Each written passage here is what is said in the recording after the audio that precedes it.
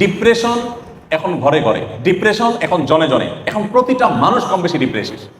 আমরা যদি আমাদের শৈশবে ফিরে চলে যাই, আমরা দেখবো আমাদের বাচ্চা ছাড়া আমাদের আশপাশের মানুষগুলো এত ভালো ছিলেন না, এত সুখে ছিলেন না। আমরা আমাদের দেশের বাস্তবতা যদি চলে যাই, 2 দশক 3 দশক আগে আমাদের দেশে এত কলেজ ইউনিভার্সিটি ছিল না, কিন্তু মানুষগুলো তুলনামূলকভাবে এখন থেকে অনেক বেশি হ্যাপি ছিলেন, সুখী ছিলেন।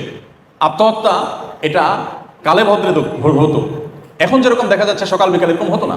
এর অন্যতম কারণ হলো তাদের ভিতরে ইসলামের চর্চা কিছুটা হলেও ছিল, যেটা এখন একেবারেই নাই। সময় তো বসিয়ে দিই, ঈমান শুধু আমাদেরকে আখিরাতে সুখী করবে তা না, দুনিয়াতেই সুখী করবে।